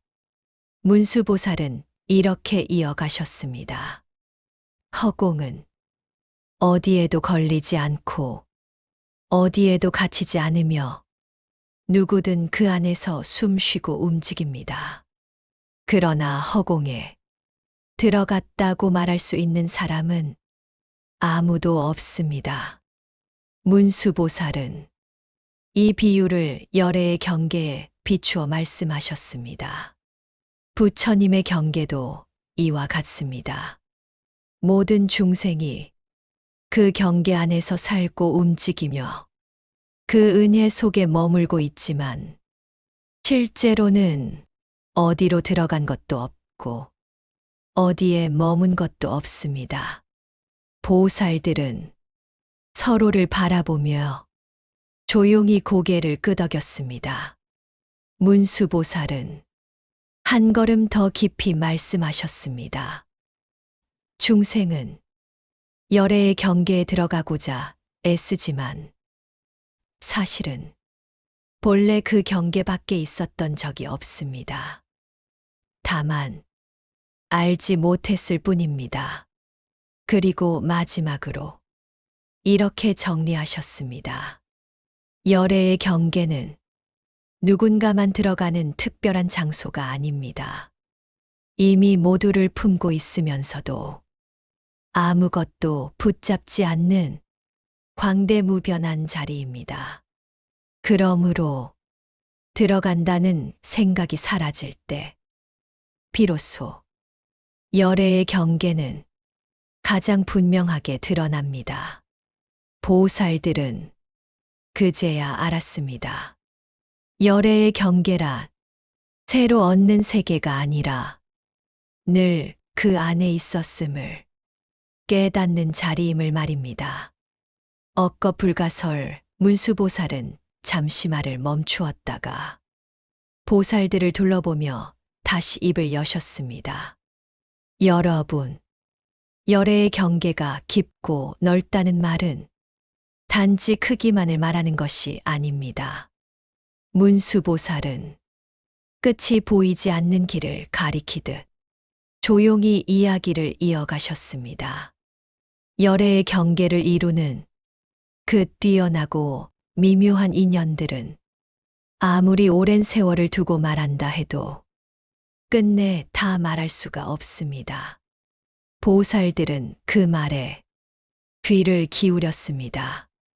문수보살은 한 비유를 들려주셨습니다. 어떤 사람이 바다의 물방울 하나하나를 모두 세어 설명하려 한다고 합시다. 아무리 오래 말해도 바다의 깊이를 다 전할 수는 없습니다. 열애의 경계도 이와 같습니다. 그 인연과 공덕은 헤아릴 수 없는 세월 동안 끝없이 설해도 여전히 남아 있습니다. 문수보살은 조금 더 깊이 말씀하셨습니다.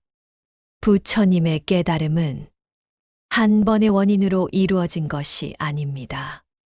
억겁에 걸쳐 쌓아 온 자비와 지혜, 중생을 향한 서원과 실천이 겹겹이 어우러져 지금의 경계를 이루었습니다. 그래서 문수보살은 이렇게 정리하셨습니다. 열애의 경계를 다 이해하려 애쓰지 마십시오. 말로 모두 담으려는 순간 그 깊이는 손가락 사이로 흘러가 버립니다. 다만 한 걸음 한 걸음 그 가르침을 따라 살 때 그 깊이는 자연히 삶 속에서 드러납니다. 보살들은 그 말씀을 들으며 깨달았습니다. 열애의 경계는 설명으로 끝나는 지식이 아니라 억겁의 세월을 넘어 지금 이 순간에도 살아 움직이는 길임을 말입니다. 부처님 경계의 제도 문수보살은 보살들을 바라보며 이렇게 말씀하셨습니다. 여러분, 부처님의 경계가 깊고 넓다 하여 중생과 멀리 떨어져 있는 것은 아닙니다. 오히려 그 경계는 중생의 마음 가까이에서 작용합니다. 문수보살은 한 스승의 모습을 떠올리게 하셨습니다. 어떤 스승은 제자의 마음이 아직 어두울 때는 밝은 말로 다그치지 않습니다. 먼저 그 눈높이에 맞추어 한 걸음 나아가게 합니다. 지혜가 자라면 그에 맞는 가르침을 주고 힘이 부족하면 쉬어갈 자리를 마련해 줍니다. 문수보살은 이것이 바로 부처님의 제도라고 하셨습니다. 부처님은 모든 중생에게 같은 말만을 하지 않으십니다. 각자의 마음과 지혜를 살펴 지금 그가 감당할 수 있는 만큼 길을 보여주십니다. 어떤 이는 작은 선행 하나로 마음이 열리고 어떤 이는 깊은 관찰을 통해 번뇌를 내려놓습니다. 부처님은 그 어느 것도 가볍게 여기지 않으십니다. 문수보살은 부처님의 가르침을 이렇게 정리하셨습니다.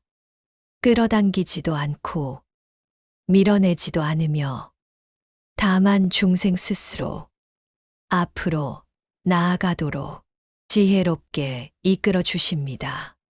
그래서 문수보살은 부드럽게 덧붙이셨습니다.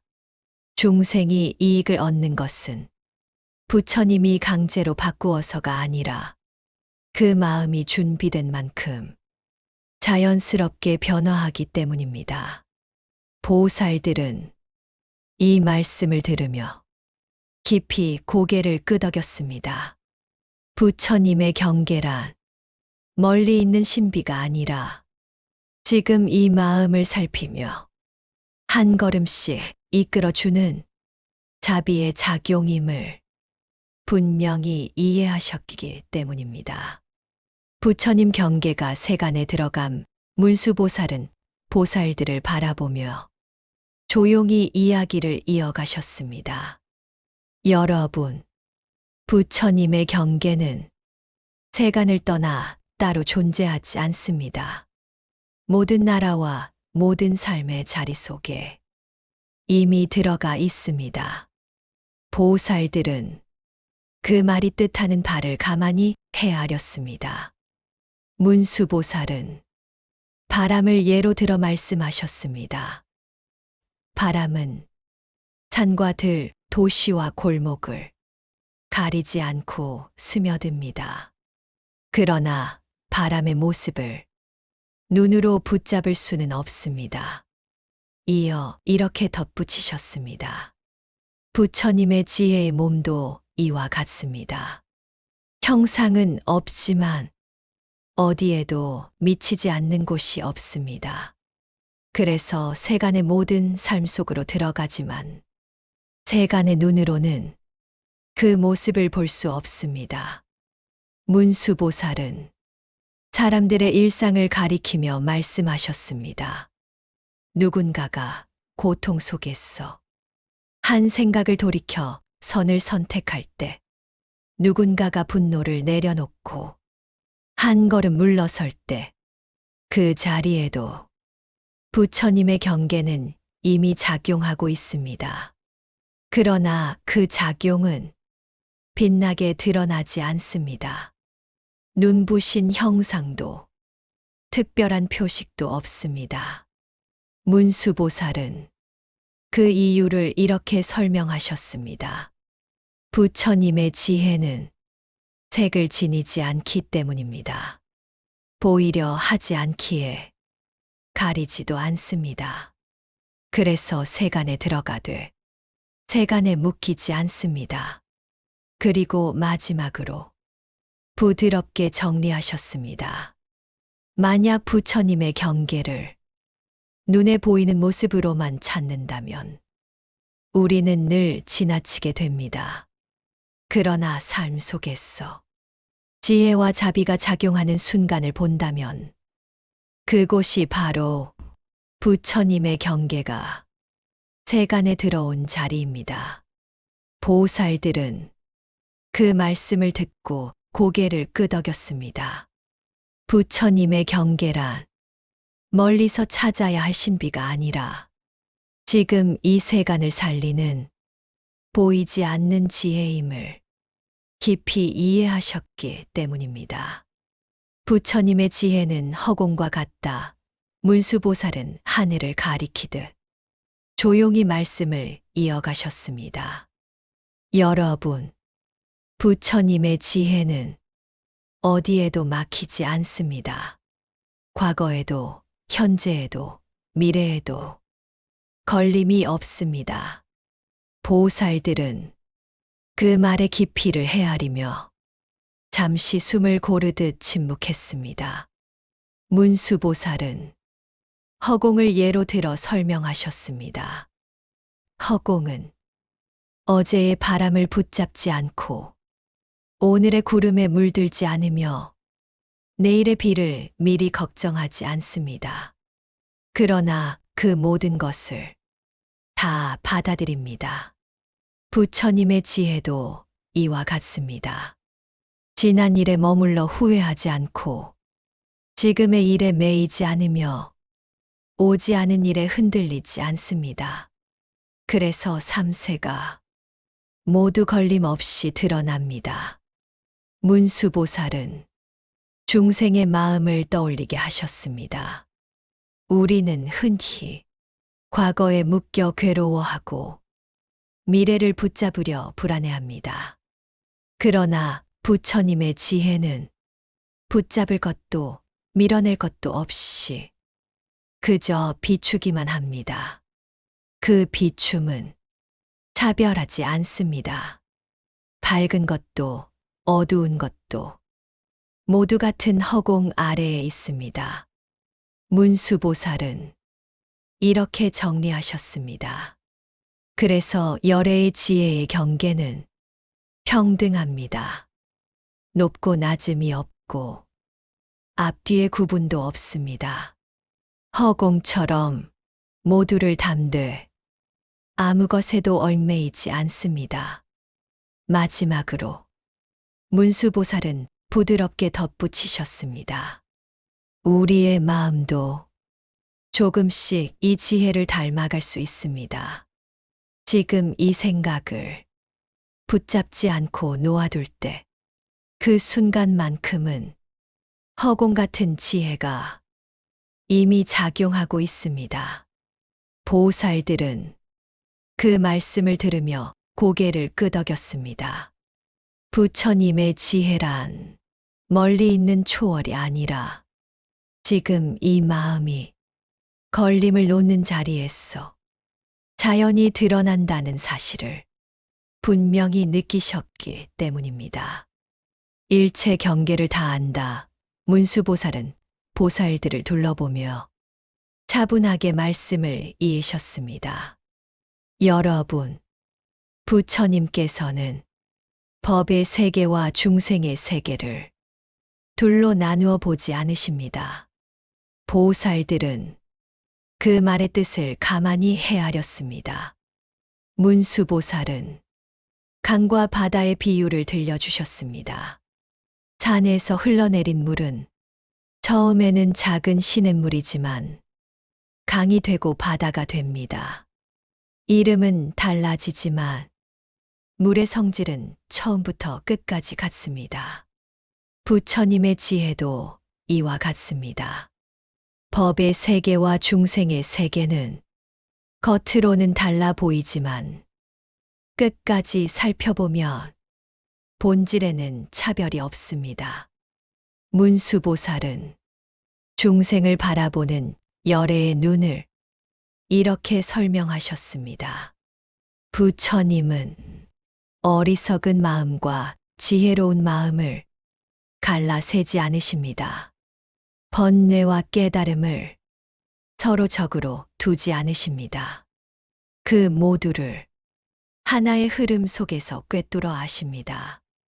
그래서 문수보살은 부드럽게 덧붙이셨습니다. 열애의 삶은 판단하거나 가르는 삶이 아닙니다. 끝까지 살펴 본래의 자리를 알아보는 삶입니다. 보살들은 그 말씀을 들으며 깨달았습니다. 부처님이 모든 것을 안다고 할 때 그 삶은 정보를 많이 아는 것이 아니라 차별이 사라진 자리에서 모두를 환히 비추는 지혜임을 말입니다. 문수보살은 마지막으로 이렇게 정리하셨습니다. 법계와 중생계가 마침내 다르지 않음을 온전히 아시는 것. 그것이 바로 열애의 경계입니다. 보살들은 그 말씀에 고개를 숙였습니다. 세계를 나누는 눈을 내려놓을 때 부처님의 삶에 한 걸음 더 다가간다는 사실을 분명히 느끼셨기 때문입니다. 모든 음성을 다 안다. 문수보살은 법회에 모인 보살들을 바라보며 이렇게 말씀하셨습니다. 여러분, 세상에는 참으로 많은 소리가 있습니다. 웃음과 울음, 기도와 탄식, 칭찬과 비난까지 모두가 서로 다른 음성으로 울립니다. 보살들은 그 다양한 소리를 떠올리며 고개를 끄덕였습니다. 문수보살은 한 가지 비유를 들려주셨습니다. 큰 종이 울리면 맑은 소리도 나고 낮은 울림도 함께 퍼집니다. 그러나 허공은 그 어느 소리도 밀어내지 않고 그대로 받아들입니다. 이어 이렇게 덧붙이셨습니다. 부처님의 지혜도 이와 같습니다. 기쁨의 말이든 분노의 외침이든 알아듣는 말이든 뜻을 잃은 신음이든 모두를 그대로 듣습니다. 문수보살은 중요한 점을 짚어 주셨습니다. 부처님은 소리를 나누어 판단하지 않으십니다. 이 소리는 옳고 저 소리는 그르다고 가르지 않으십니다. 다만 그 소리 속에 담긴 중생의 마음을 그대로 아십니다. 그래서 문수보살은 부드럽게 정리하셨습니다. 부처님의 알문, 귀가 밝아서가 아니라 분별이 없기 때문에 모든 소리를 다 알아차립니다. 나누지 않기에 빠짐이 없습니다. 보살들은 그 말씀을 들으며 깨달았습니다. 누군가의 말이 거칠게 들릴 때에도 그 뒤에 숨은 아픔을 헤아릴 수 있다면 그것이 곧 부처님의 지혜를 닮아가는 길임을 말입니다. 문수보살은 마지막으로 이렇게 덧붙이셨습니다. 우리도 말의 겉모습만 듣지 않고 그 마음의 울림을 들으려 한다면 그 순간만큼은 부처님의 경계가 이미 이 자리에서 작용하고 있습니다. 보살들은 고요히 합장하였습니다. 모든 소리를 안다는 것은 세상의 소음을 모조리 아는 일이 아니라 그 소리를 낸 마음을 차별 없이 품는 일임을 깊이 이해하셨기 때문입니다. 식으로서 알 수 없다. 문수보살은 잠시 눈을 감았다가 조용히 말씀을 이으셨습니다. 여러분, 부처님의 경계는 생각으로 헤아려 알 수 있는 것이 아닙니다. 보살들은 자연스레 숨을 고르며 귀 기울였습니다. 문수보살은 한 사람의 이야기를 들려주셨습니다. 어떤 사람이 거울 앞에 섰어 자기 얼굴을 손으로 더듬으며 내가 어떻게 생겼는지 알겠다고 말한다면 그 말이 온전하겠습니까? 손의 감각은 얼굴의 온기를 느낄 수는 있어도 모습 전체를 보여주지는 못합니다. 문수보살은 이 비유를 열애의 경계에 비추어 말씀하셨습니다. 분별하는 식과 생각하는 마음은 세상을 구분하고 설명하는 데는 능하지만 열애의 경계처럼 본래 맑고 온전한 자리를 붙잡아 알 수는 없습니다. 그래서 문수보살은 단호하면서도 부드럽게 말씀하셨습니다. 열애의 경계는 식이 미치지 못하는 자리이며 마음이 만들어내는 대상도 아닙니다. 잠시 침묵이 흐른 뒤 문수보살은 이렇게 덧붙이셨습니다. 그러나 그렇다고 알 수 없다는 뜻은 아닙니다. 다만 생각으로 아는 길이 아니라 열어 보이는 길일 뿐입니다. 문수보살은 부처님의 역할을 이렇게 설명하셨습니다. 부처님은 중생의 본성이 본래 맑다는 사실을 새로 만들어 주지 않으십니다.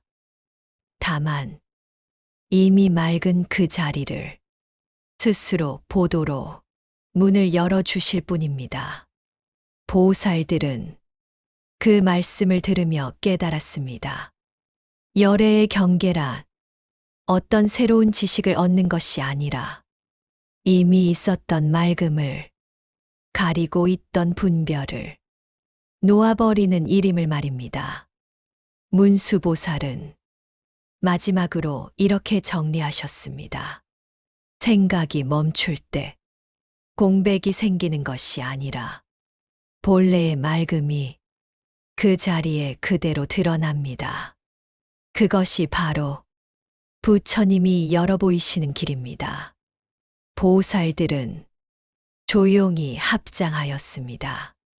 이제 열애의 경계가 머리로 이해할 대상이 아니라 마음이 쉬어 드러나는 자리임을 분명히 느끼셨기 때문입니다.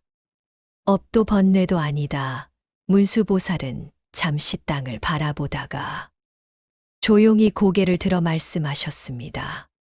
여러분, 열애의 경계는 업으로 만들어진 것도 아니고 번뇌로 물든 것도 아닙니다. 보살들은 그 말의 뜻을 가만히 헤아렸습니다. 문수보살은 한 길의 이야기를 들려주셨습니다. 비가 내린 뒤 길 위에는 진흙이 생기고 사람이 지나가면 발자국이 남습니다. 그러나 그 길 자체가 발자국이 되거나 진흙이 되는 것은 아닙니다. 발자국은 지나가고 진흙은 마르지만 길은 그 자리에 그대로 남아 있습니다. 문수보살은 이 비유를 열애의 경계에 비추어 이렇게 말씀하셨습니다. 중생의 업과 번뇌는 마치 발자국과 진흙과 같습니다. 일어나고 사라지지만 열애의 경계는 그 어느 것에도 머무르지 않습니다. 그래서 문수보살은 단정하게 말씀하셨습니다.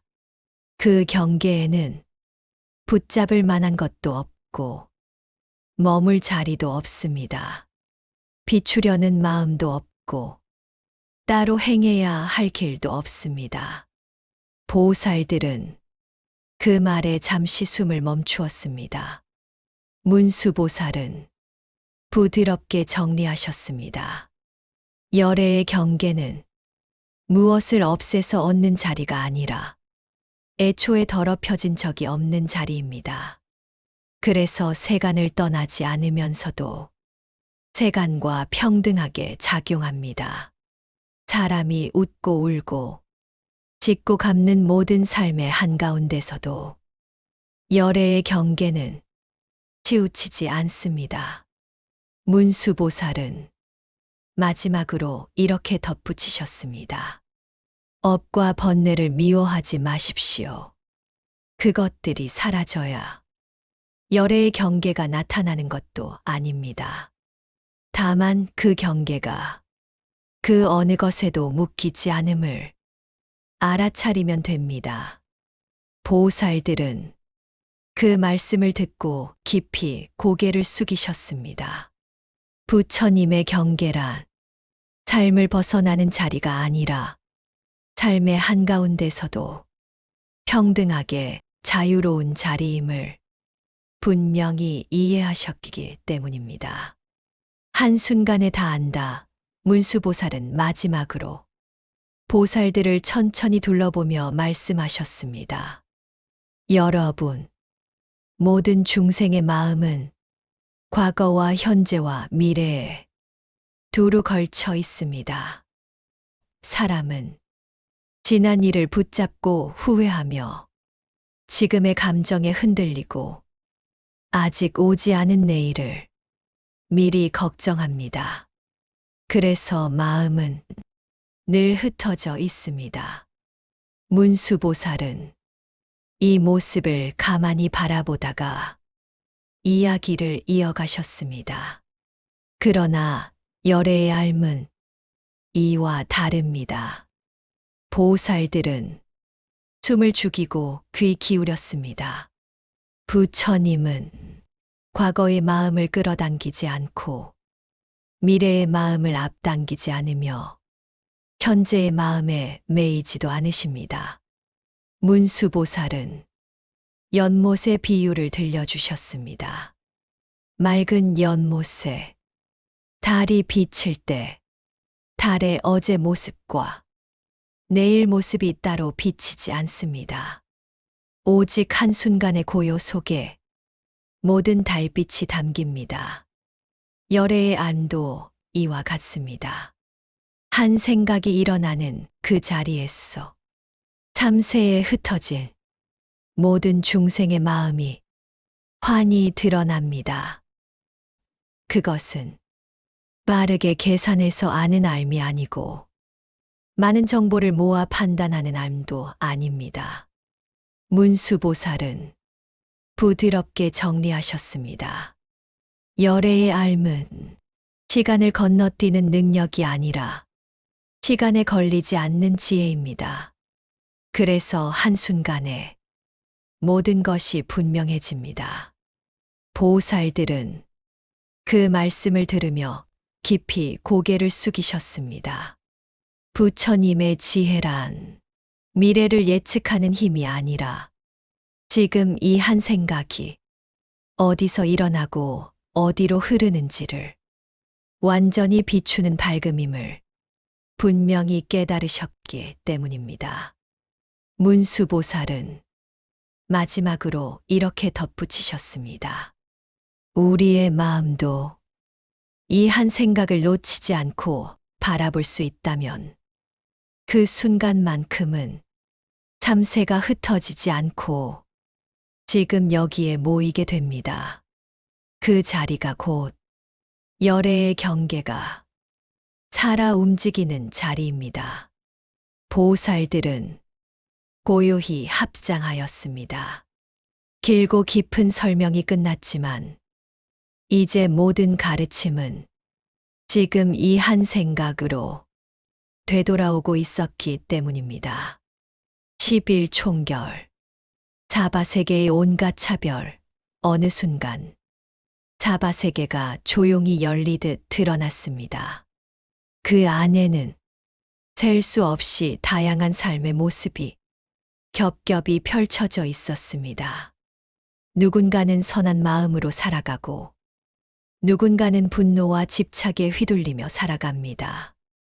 같은 세상에 태어났지만 지은 행위가 다르기에 삶의 결은 서로 달랐습니다. 어떤 이는 평온한 세상에 태어나고 어떤 이는 거친 환경 속에서 태어납니다.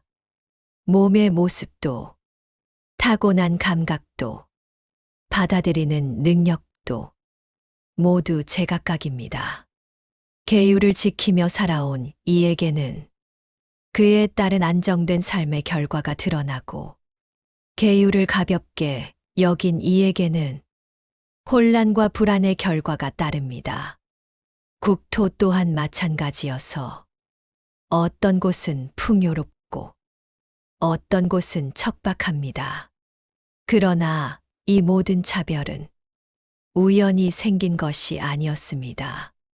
부처님의 지혜로운 힘이 자바세계 전반을 비추자 각각의 차이는 서로 얽힌 원인과 결과로 또렷이 드러났습니다.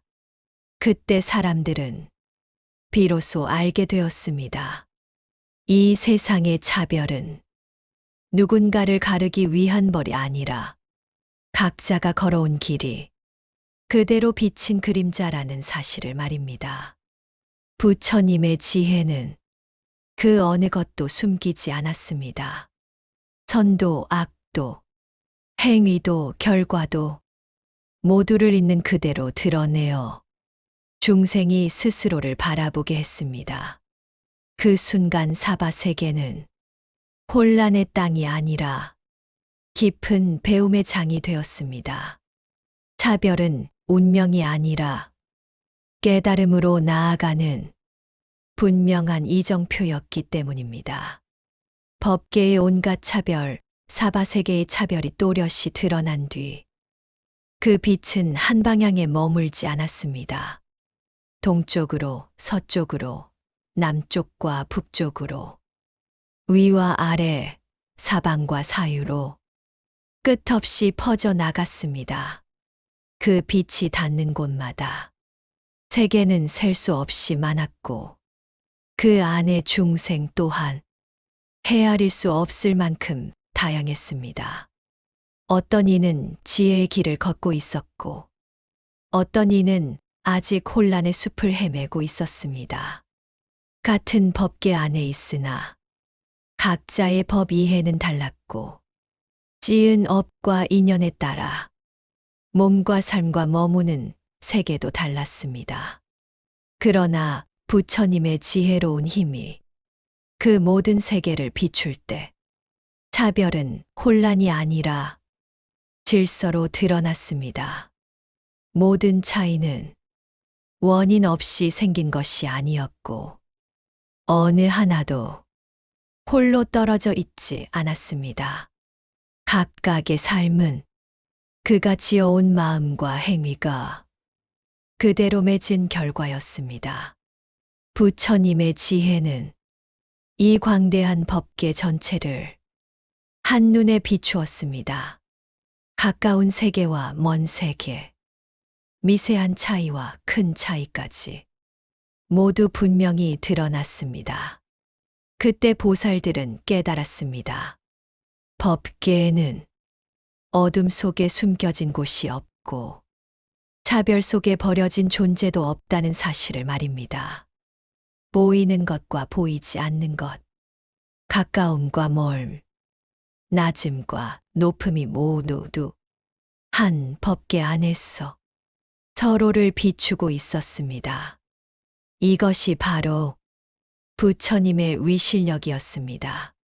차별을 없애는 힘이 아니라 차별을 있는 그대로 드러내어 모두가 자신의 길을 알아보게 하는 힘이었습니다.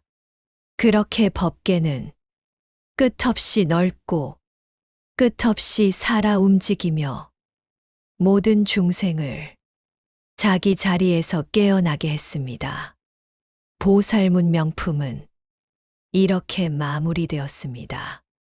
그러나 가르침은 끝난 것이 아니라 이제 각자의 삶에서 다시 시작되고 있었습니다. 구독자 여러분, 이것으로서 81화 음경 이야기 제13권 제10보살문 명품 모두 마치겠습니다. 오늘도 내일도 화엄경을 공부하며 인생이라는 최고의 축제를 마음껏 즐기시길 바랍니다. 부처님 가피 가득 채워드립니다. 끝까지 공부하신 모든 분들께 1등 당첨 예상번호가 포함된 로또 복 많이 지어 게시물에 매주 토요일 공지하여 회향하고 있습니다. 놀라운 부처님 가피 직접 경험하세요. 80일 화음경 이야기 제14권 중 제12 현수품에서 뵙겠습니다. 성불하세요. 나무아미타불 관세음보살